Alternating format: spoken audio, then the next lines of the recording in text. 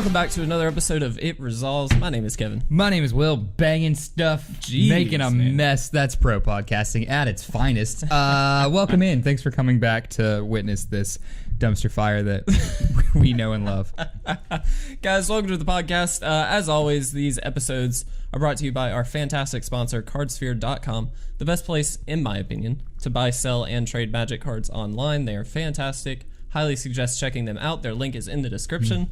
We also have to announce, our giveaway winner for the Guild Kit giveaway. I'm going to drum roll you in, and I'm going to make you read this. All right. Where's my roll? Peter Bacon. We have no clue if that's actually how you say that. Hence me making you read these every single time. Thank you all for entering. It was fantastic. We had a fantastic turnout. You have helped us almost reach our stretch goal for the year of 550 subscribers. We really appreciate it. Yeah, we are right there. It's very exciting. Thank you. Yes. All our Slavic friends out there, appreciate that. Way to be there, guys. What? No, we saw a note. We can talk about it later. It's fine. What? I'm just confused. Are you? What? Oh, don't worry about that. All right. Anyway. We'll tell that story at the end of the podcast, so stick around if you want to hear that. Okay, so kicking off, we have our random card of the day in 3, 2, 1. All right, gonna pick a new one. This is an island. It's a basic land. Didn't we do mountain before? Twice, actually. Okay. Yeah, we'll do a new one. Here we go. Kryn Negotiations. I hope I'm saying that correctly. I think. It is 2 and 2 red for an enchantment. This is from Mercadian Masks. Tap an untapped creature you control, and it deals 1 damage to target player. I actually kind of dig this. I like that. It's a Tim effect in red. That's pretty good. Yeah, I think in Commander, like, you could just super abuse this, right? Like, for sure. Especially in Commander. Mercadian Masks kind of wasn't great, but this card, especially in Limited, I think it'd be fine. Because this promotes a strategy of just a defensive board state with a lot of untapped creatures that at end step you get to destroy some stuff that you need to do, you get to deal some damage that you need to do, all that stuff. It's good. It's worth noting this is only to a player. Or Planeswalker. Or Planeswalker, but I just mean, like, you can't sweep boards with it and do fun stuff like that, which would be stupid good. That's kind of an in blue effect. Yeah. Weirdly enough. Yeah, it is a little interesting. Our classic Tim came from. Right? Yeah, it is a little interesting, but I do like this card. This is pretty sweet. I mean, it's good. It's like a little expensive, so I do think in Limited it's pretty solid, and I think in Commander it's probably at its best, but other than that, I don't think it's really going to see any play. No. It's pretty sweet still. Yeah. I guess in if you make a bunch of tokens in your Commander deck, right? Yeah, and then you can just tap them all. Like, it's part of a combo sort of a thing. You just tap them all and kill some people. This would be silly. You do have to kind of play to that being the max effect, though, because you need to do 40 damage. That is a lot. Yeah. Well, really 120. Yeah, at maximum, to win, which is kind of a lot of times. Yeah. But I could see this as some kind of like random weird combo deck or something, which would be fun. I'll do some digging. I don't know. I'm not putting it in any Commander deck I have. I'm putting it in all of them, even the black ones. Okay. So Will, what are we going to talk about today? So we're going to recap our latest competitive ventures. Atlanta was popping for Wizards. It was sweet. We had a few different. Where am I going? There we go. We had the Pro Tour, Guilds of Ravnica in Atlanta, and that same weekend, I believe we had a Modern Grand Prix in Atlanta. Both events were packed. This was the most attended Pro Tour in history. Oh wow! Over 500. 500 something. 510. Thank you. There we go. According to this, we had 510 players, which was, according to the announcers, that weekend the highest attended in history, which was pretty sweet. Yeah, pretty sweet. So, if we take a second to look at the meta, actually, before we just jump in that, Golgari aggro is still very popular. Still, edges out at over 20% of the meta, which is huge. That is huge. Huge to see. That was kind of we said last year at some point or earlier this season that once a deck kind of gets over 15-16% of the meta, that's kind of when you look to say, all right, is this still a healthy format? Yeah. As it turns out, I think it is. We have a ton of decks right now in the format, even though, your control deck, your most played control deck takes up 10%, then the next ones drop all below 4%. So 3, 3, 2, 2, et cetera, et cetera. And then your next highest played aggro deck, excluding Golgari at 22%, is played at 14% of the meta. So there's big cliffs kind of to jump between decks, so to speak. Be that as it may, the meta is kind of hard to predict right now. Because you have a few different shells and concepts coming out of the same colors that you don't necessarily, or at least we didn't know necessarily where they would land in terms of playability.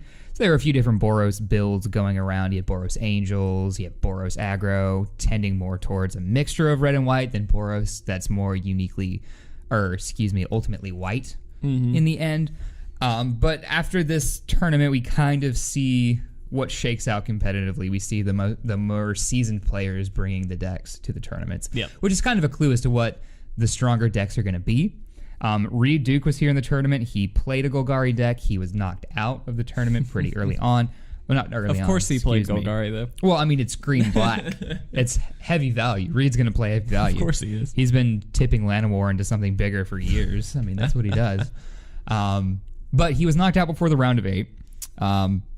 We did have a Hall of Famer make the round of 8, so I was very excited to see him play. We had LSV. Heyo. We all know and love, hopefully. He's a pretty cool guy. He's in our bowling league, the Resolves Bowling League. The League of Honor. The League of Record. Oh, yeah. I want to make that a thing. Do you? Of course. A bowling league? We also had Yuya in the top 8, by the way. That's true. Yeah. Playing Is It Drakes. So... before we break into the top 8 itself and go over kind of the numbers, I want to talk about some of the reasons why we're seeing what we're seeing. So at 22% of the meta, you would have expected Golgari aggro to kind of, edge everything out, right? To kind of be in there. 100%. Right? But it didn't take any spots. Not in the top 8. Not in the top 8. There are a few reasons for that. So the best deck matched against Golgari right now is It Drakes. Golgari just doesn't seem to have an answer other than spot removal in Assassin's Trophy, which is obviously crucial. But its board doesn't answer It Drakes' board in any way, while It Drakes does. Yeah. So they get to trade with a scary creature that Golgari builds, or they'll burn out some of Golgari's creatures. I mean, they are jam-packed with spells, Lava Coil, shocks, just ways to remove anything that Golgari wants to build. And then, of course, in doing so, they make their board scarier. Their Enigma Drakes, Crackling Drakes, all that stuff. Yep. With the inclusion now of Arclight Phoenix, they also have a recurring threat, which is very good. It's a polished deck. And while its weaknesses are pretty big. I mean, you take out their Drake. If they've only got one Drake, if you can remove that, they could potentially be out of gas. And the Is It Drakes deck is looking to find their next thing, their Phoenix, another Drake, something like that. If you're able to answer that, then at least for a turn, they are not in a commanding position. So they're kind of putting all their eggs in one basket and one big scary guy. Yeah. Whichever Drake that is. So it's hard for that deck to really play the long game if their Drakes are constantly being removed, so to speak. So decks that are poised to do that pretty well, mono red, some control decks, stuff like that are able to answer those Drakes, do it pretty well. But Golgari doesn't do that. Golgari just builds a big board of a bunch of little green dudes, gets value off that Explorer trigger, makes a few creatures bigger, and just outvalues their opponent. It's poised well against any kind of burn deck. Yep. However, this deck, again, it's not a burn deck. It wants to use its lava coils. Obviously, you can only use it on creatures, but it wants to use all its burn to clear the way for any problem facing the Drake. So, all that to say, Is It Drakes was a very good match against the Golgari aggro decks. The second deck, which we'll talk about kind of extensively, extensively? That's the right word. Yeah, that's right. English is good. We can see. is Boros aggro. So, this is a deck that is... it's pretty much classic White Weenie. Yeah. Which is kind of neat to see. It's a tried and true strategy. It doesn't work in every season, but this season it's poised to do some really good work. It just gets under everything It's right kind now. of insane. Like, It's nuts. yeah. And by any other name, we had Boros Aggro as kind of the flagship name, but White Weenie was played at this tournament as well, but they're the same deck, essentially. Yeah. This deck is nuts in terms of just curving out, getting everything on board is just a little dude, either gets you life or makes his friends bigger. I mean, what more do you need to say about White Weenie? The value creatures, the creatures generate so much value just the later the game goes on. Yeah. Just because they were cheap to get on board, and then on their own, who do you remove? There are obviously some better targets. Benelesh Marshall pumps everybody. He's kind of the card that you want to kill. Yeah. But other than that, like, do you feel good throwing an Assassin's Trophy at Skymarch Espriant? Snubhorn Sentry? Like, not really. Healer's Hawk. You never really remove the Hawk, but Adonto Vanguard? Like, these are cards that on their own don't feel like they're worth a lot of removal. Yeah. But over the course of the game, they're going to get so scary. Now, kind of the big card in this deck is History of Benalia. And during any standard season, I'm always on the lookout for a card that I think might be, like, scary. You know what I mean? Too broken, too this, too that, da-da-da-da. I'm happy to say I don't think there is one. No, I don't think there is either. Right? This is... And this is a stretch, and I don't think this is broken at all. This is the only card, in my opinion, that comes close to being like... Yeah, but it is a stretch. Like, I don't think by any means it's too powerful. It's very, very good. Not at all. I mean, absolutely fantastic. Right. But. So I think if... I say that because anyone who wants to complain about Standard being like, you can't play unless you're playing Boros Aggro right now, Benalia would be like the card they'd complain about. Yeah, which I would think isn't so. what you'd expect. No, not really. Right? Yeah, I don't think I would. You'd rather... I think a few months ago would have expected Teferi to be in a position to be like, Teferi's too good for Standard. No. But it's not. Like, History of Benalia is played in all of these decks to just a high degree of success. But I love it because you have 2 turns to answer this before it gets really scary. Right? So at Chapter 3... the big Benalia swing is kind of what people are calling it. Is pretty scary. But you've got 2 turns to find your answer to that. Yeah. Now, if you don't, and they get that like big Benalia tip, and all their board comes at you, that's hard to answer because now there's a board of 4/4s basically coming at you, and there's probably about 5 of them. Yeah. Which is not. That's a board clear in and of itself. Essentially, if you want to try to stay alive. But then everyone behind it is so cheap that they can just throw down a few more white guys and they're good. Yeah, right? and something that I think is really interesting about this deck too, a powerful card, not to jump off of History of Benalia by any means, but a card that I really am stoked about for this deck is Venerated Loxodon. Yeah, it's fantastic. So this kind of makes spot removal way less good. Right. Reason being... the History of Benalia pumps for a turn. We also see Pride of Conquerors, which pumps for a turn. We see Benelesh Marshall, which, while very powerful and is theoretically a permanent pump, it is just, if you remove it, the pump goes away. You know what I mean? Sure. In the case of Venerated Loxodon, it pumps everything that convoked it, and it's a counter. It's not like an end of the turn kind of a thing. Sure. And so, like, your spot removal just gets so much worse, which is why we're seeing Golgari aggro not fare so well against a deck like this, because it's just getting outpowered over time. The value, the goal with that deck is to outvalue, and how can you when you have cards like this? Right. Exactly right. It just makes little cheap guys like Healer's Hawk that much better. Yeah. Which keep them in the game against red decks. Right? Yeah. Like, you're going to shock a bunch of stuff that comes out, but you don't really want to do it to Healer's Hawk turn 1, turn 2, whatever. You're saving it for something scarier like the Marshall or what have you. And there were plenty of instances where Dauntless Bodyguard comes out and they choose Hawk to protect it. Really, it's honestly a case of whatever other creatures on the battlefield, Bodyguard will choose that, obviously. However, like, putting that on Hawk is kind of a telling sign that Healer's Hawk, while it's not like a flagship card, it generates a lot of value in the later the game. Certainly. With red being so prevalent right now, the life gain isn't as bad as some past seasons, in my opinion. It makes racing against this deck harder, all that stuff. And it's not as if it gets any easier post sideboard. A Johnny Adversary of Tyrants is in the sideboard. What makes this Boros is really the sideboard, technically. That's where you're finding things like Experimental Frenzy, Tajik, Aurelia, stuff like that. Experimental Frenzy wasn't in every sideboard, I believe, but it's an interesting card. Yeah.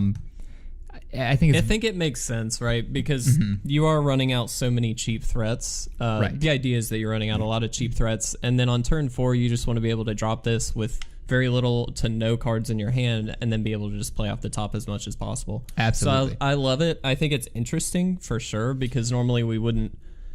Normally I would expect this, and like we talked about this at one point, just a straight up mono red deck. Yeah. But this plays like a mono red deck, so it does sort of in turn make a lot of sense because of that. Yeah, that's very true. And the other thing about this, if you look over these lists, there is no card advantage whatsoever. No. You are playing off the top of your deck all the time. If you this deck is susceptible to flooding, to getting mana screwed, all of that stuff. Yeah. So you can generate a bunch of guys, but if you're not making the right draws, you will lose. That's just kind of it. We saw this happen in the very last match between LSV and Andrew Ellenbogen. A local to Atlanta, had a bunch of friends in the audience. It was really cool to see him win. Yeah. LSV had to mulligan to 4, which you never mulligan past. Yeah. 5 is usually the limit. Max limit. At a mulligan to 5, your statistical chances of winning are so low. And that is exacerbated by just the lack of card advantage here. Yeah. If your opponent has a handful of things, even if 3 of them are lands, like the chances of them drawing a bigger board are just, it's inevitable. Yeah. So we saw that happen. We saw LSV take the loss. Now, Experimental Frenzy is a card that it can get you out of those situations, give you more gas, like we were saying. However, it's not as safe, right, as having that just kind of built into your deck. Not that this is a deck that really supports a kind of card advantage sort of thing, right? This is it. Yes, I think this is its only option. Yeah, no, I think you're right. I think it really is. So be that as it may, we'll talk about the top 8 now. So we'll talk about the decks that weren't Boros aggro. We had Jeskai Control. This is the control deck of the meta right now. And I mean, it's fine. It's like a standard, straightforward control deck. There's no real surprises in here I saw. No. I think it's interesting that it has the Crackling Drake as the finisher in terms of creatures. But to some extent, it makes sense. I mean, it's based off of the instants and sorceries in your yard, so I get it, as well as in exile. So I do think that's fine. It's got some good card advantage in the way of Search for Azcanta. Teferi also is just a great value card. Right. And, I mean, everything else is exactly what you'd expect. Sweepers, card draw, counters, everything. Removal. Crackling Drake, I think, is a probably a good card for a control deck as its win con. I think, though, that Crackling Drake's value is much higher in the Drake's deck. Yeah.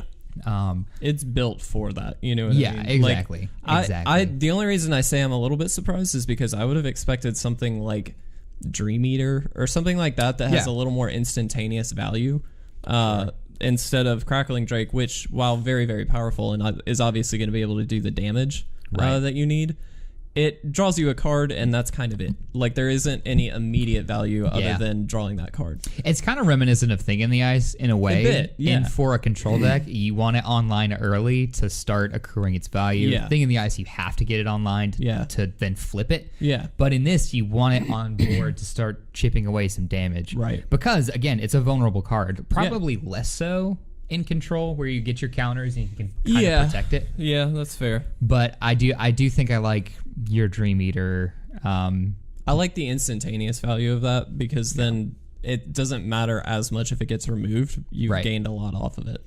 Sure. This though is going to deal theoretically way more damage, so it's going to probably end the game a lot quicker. So that makes sense. that was the other thought I had, is that this is probably a faster win. However, I think that this isn't a deck that's really built to lock your opponent out in any way. It's just full of answers. Just outvalue. Whereas like a Dimir control deck might have a better time of making the game last longer, just because they don't let their opponent get any value. Yeah. Okay, well, so just got control deck. There's a few different shells going around, like we were saying. This one runs Drakes. That's cute.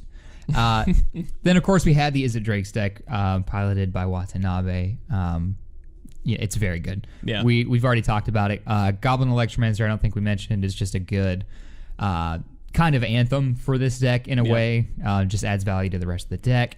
And then we come to White Weenie. That's right.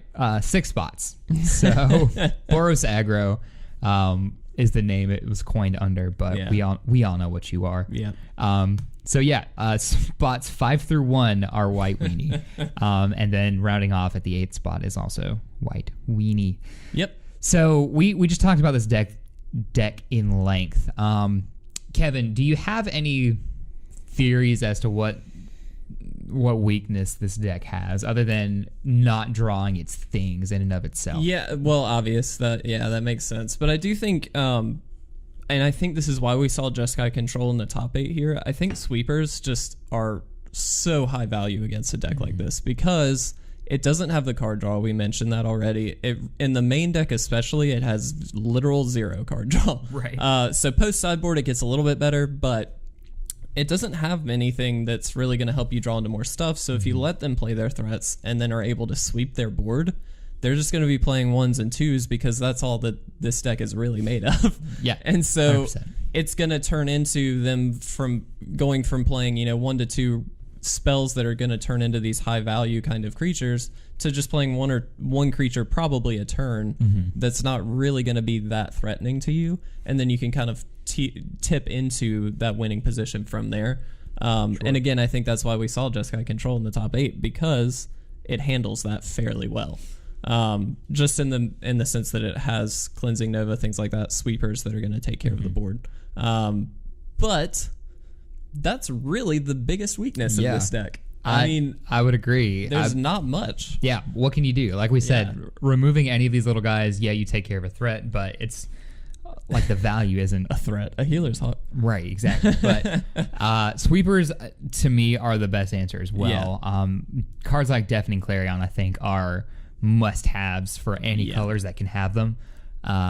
That's a great card, not only to clear the board, but to tip the race back in your favor with the lifelink, stuff like that. Cleansing Nova we talked about earlier, I believe being like a $6-7 card right now, $5 card, something like that. $5, I think. Which is, again, one of the other pieces or other sweeping pieces we have in standard right now.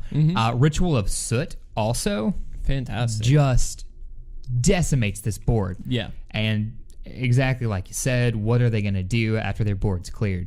They're not drawing any cards. Hopefully they pull something off the top to get them back in it, but like, what could that be? Yeah, that's the thing. I mean, your top decks in a situation where you've been cleared of your board, right, and you've played basically everything in your hand. You maybe have 1 or 2 cards that are just not very relevant, most likely. Your top decks are just awful. Yeah, because I mean, what do you do if you top deck a Healer's Hawk on turn 5 in standard? Like, what are you gonna do about that? Play it and pray, I guess. Yeah, I mean, like, I don't know. Or like even a Banalish Marshal after you've been sweeped, it does next to nothing because it doesn't pump itself. Yeah, like it's just other creatures you control. So it's like, this is just bad. Like, yeah. Surviving a sweeper is kind of crucial for this deck, and kind of the biggest like. How does it do that? Experimental Frenzy helps tremendously. Certainly helps. Yeah. So I think that in the future, decks like a black or blue-black control, and I really want to see blue-black do well, and then some type of red flavored mid-range deck, which isn't necessarily something you'd hear. Yeah. But red's got a lot of the answers. Red's got some high value creatures in standard right now. Arclight Phoenix, Rekindling Phoenix, creatures like that that just this deck can't do anything about. Yeah. It's got Conclave Tribunal, of course, which is great. Love that card. Yes, is great. But as a 4 of, like, you will see this card. Yeah. Be played against you, but honestly, not that frequently. No. Which is great. Red decks also get access, of course, to Experimental Frenzy as well.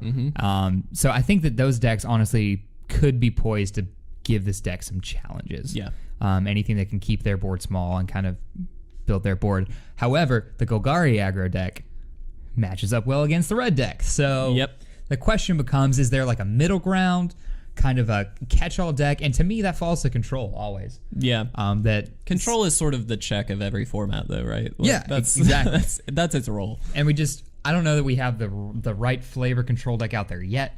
I want to see a Jund deck. I want to see what Jund can do against this.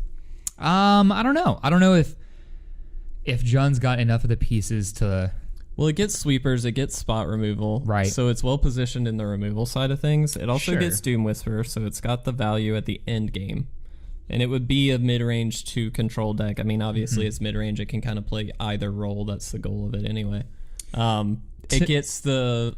What's the card that a player either has 4 damage dealt to them or they draw 3 cards? Oh, I wish you hadn't asked me. I know what it is. I love that card. It's Risk Factor. Risk Factor. It would get Risk Factor, which would be sweet. Yes, to me though, I think the deck you're looking for is Sultai. I think, yeah, it probably is. Right, think about it. You get like Thought Erasure and things like that get hand destruction, which is just so much more powerful. Right, and that's what Jund wants to do, right? Is just take away anything that your opponent would want to give him value. So hand destruction, tipping out with then your Dream Eater, your Doom Whisperer, either there. Like they can exile it with Conclave Tribunal, but like that's their only answer to a big scary thing, and a big scary thing is just going to come over and beat face. Especially if you're able to answer their board and take away their fun stuff. So I think some sort of mid-range control with a lot of black, with a lot of outvaluing hand destruction, something like that is a great way to deal with this. But I don't know. I think you're probably I'm throwing it out there. Yep. You know what I'm saying? Guys, brew a little bit. Come up with stuff. What are you doing? Stop listening to us. Well, keep doing Go do your thing. Because then we'll talk about you. We'll talk about you. When you crush the format. But okay, that's all we really had to talk about for Standard. Nothing... It's an exciting time to play Standard. It's really fun, but it's not super complex. No, you know what I'm saying? It's not. We're in that sort of early stages of Standard still, because we're only like what, month and a half, 2 months in. Yeah, something like that. That's right. Where the aggro decks are still going to be taking over. The control really hasn't fleshed out yet. I think we're starting to get there, and I hope that we're starting to get there. I really do want to see a Sultai or a Jund list come out of the woodwork and hopefully do some damage. Yeah. But the aggro decks are just king right now. They're reigning. Yeah, for sure. And that's fine. We expected that. Usually we did. That's just how it goes. We did. Okay, so moving on really quickly. We don't have a lot to talk about here, but the GP Atlanta, the modern GP. I just wanted to run over it very, very quickly. It was actually a really great tournament. I had the opportunity to watch quite a lot of it. A lot of different decks represented, even in just the top 8. We've got Bant Spirits, KCI, Hardened Scales, Infect. Infect, I think, is interesting, by the way. We haven't seen that for a while, We have not seen that for a while. Dredge, Hollow One, another KCI deck, and then Urzatron. I'm just happy with Modern right now. That's really all I wanted to say. Yeah, I do think good. 2 of the decks that I'm really interested in that are up here, Infect obviously being one, like we mentioned. We haven't seen it in a while. And it's because it's really not very good in this current... it was not very good in the modern format. But maybe it's starting to get a little better. I don't know. Maybe people just didn't expect it because they haven't seen it for a while. Maybe. But... Is there something fancy in it? I don't believe when you look over the list. Is there a special sprinkle in here? No. No, that can't be. It's such a well-tuned deck as is. Yeah. No, this is like... I mean, it's straight up modern Infect. It's exactly what you'd expect. Blossoming Defense, your normal Infect creatures. That's it. Look at that. But Dredge being the other one that I think is really interesting. We've seen a lot of the graveyard decks turn towards the Hollow One strategy because it's just wicked fast. But... this is a Vengevine deck. There's a lot of really good value in it. Bridge from Below, very straightforward Dredge deck, but obviously fantastic. Well, so now this is interesting because I don't think this is like your typical Dredge. No, this is Bridgevine. Yeah, Vengevine and Bridge from Below. Yeah. Yeah. So it's not like classic Dredge. Oh, no. Yeah. I see what you're saying. Yes. Here we go. So Greater Gargadon. This was I'm going to say it. This was a sexy card. All right. This is cool to see. So with Greater Gargadon, being a 9/7 that suspends for 1. You could cast it for 10 if you want, but let's be honest. You suspend it for 1, and then you just start sacking Bloodghast, Vengevine, anything that comes back. Yeah. Right? You can eventually blow up lands to get Gargadon out on the board. This deck is really sweet. It's fun. It's a really fun deck. It's really mean. Yeah. Like Vengevine is like low-key one of my favorite cards. It's very, very I really very love Vengevine. It's sweet. But yeah, I'm just happy to see Dredge back, actually. I love Dredge. I know a lot of people hate it, but I think it's so cool. Well, yeah, so there was a traditional Dredge deck that got featured that weekend that was pretty cool. Yeah.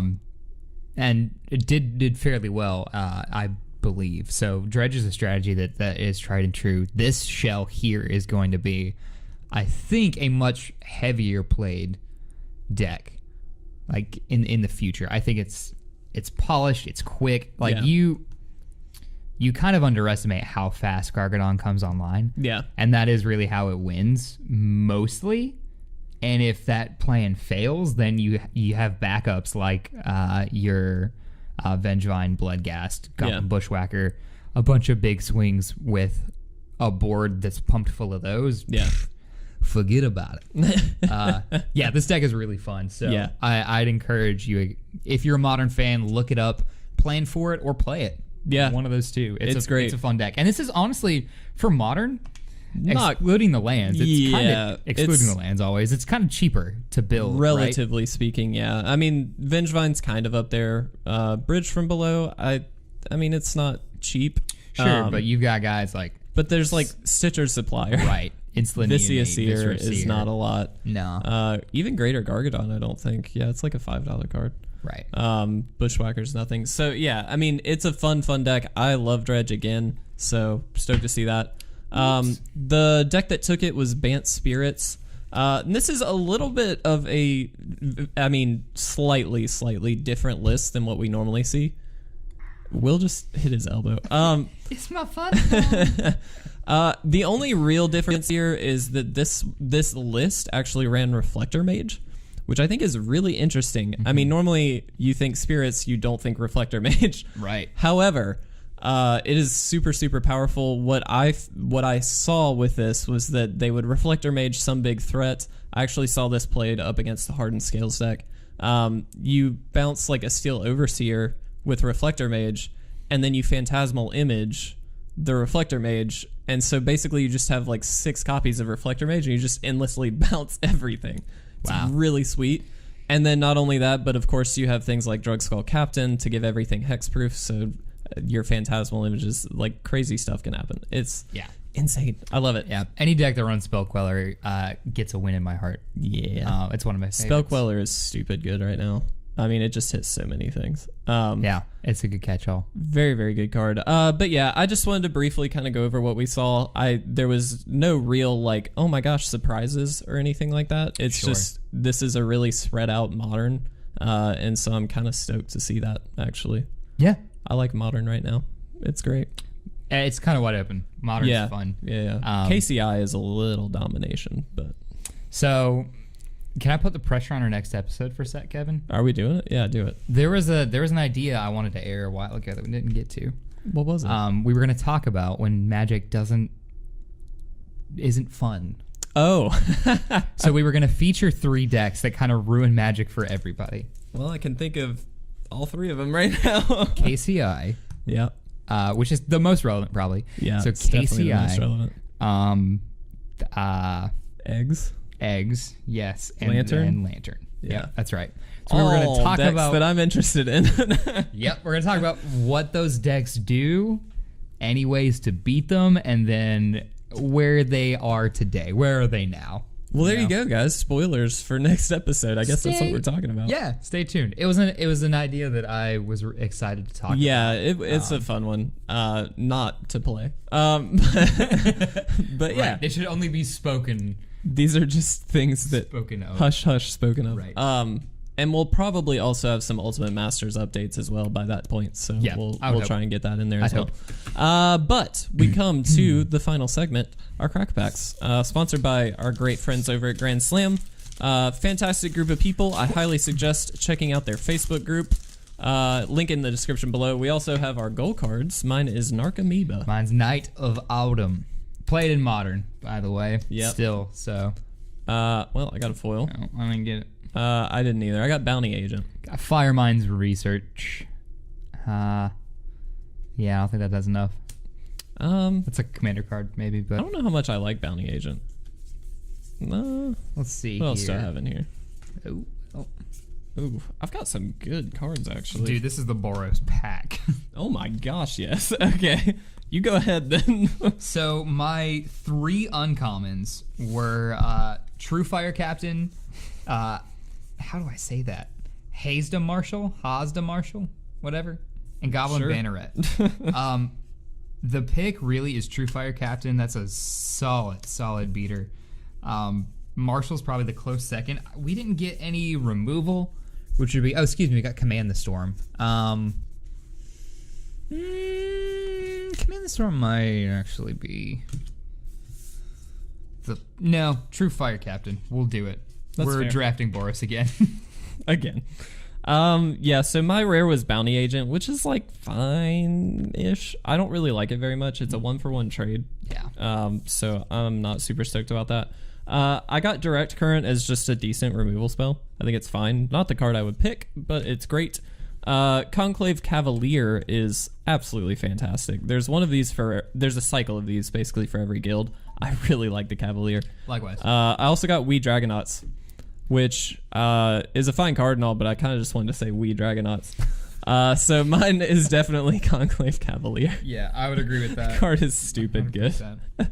It's like a mini Wormcoil Engine, and I love that. In a way, it like dies and it creates two green and white elf knights. It halves itself. It halves itself. It's a 4/4. It's just great value. Yeah. It's a solid card. Also, Wee Dragonauts. Okay. So, do I have to explain now the I Chug Good? Well, now you do. Okay. So, for those of you who don't know, we have all of our show notes up in front of us on a computer in the Notes app on a Mac. And it gives you all the other notes to the left side of this. If you're not interested in this, by the way, it's been fun. Have a good time. Check back in next week. But for friends of mine and for family, it's really only been for family up until now, but it's now becoming a friend thing. I get shirts that are joke shirts for people every year for Christmas. And I Chug Good is like the first one on the list. And so it shows up as a note called I Chug Good. And so at the beginning of the episode, Will was like, man, what the heck is this? Yeah. And that's what it is. I've got a lot of good ones. I love it so much. I love this. My dad, excuse me, is my favorite. This is another one. We're not, it's fine. That's my family. You guys just do whatever you want at this point. Yeah, so if you're interested in a funny shirt, send me an email. I guess. I don't know. Yeah. So that's what that is, Will. Oh, I love it. Oh, it's so pretty. Is there anything else you want to say before we log off of this episode? Oh gosh. Is there anything I want to say? Ooh, nope. I don't think so. It's a joyous time in everyone's life. Sure. No, that's it. I'm good. All right, guys, we're going to get out of here. Hopefully you enjoyed this episode. If you did, please make sure to leave a like or a comment down below. But we're going to get out of here. My name's Kevin. My name's Will. And this has been It Resolves.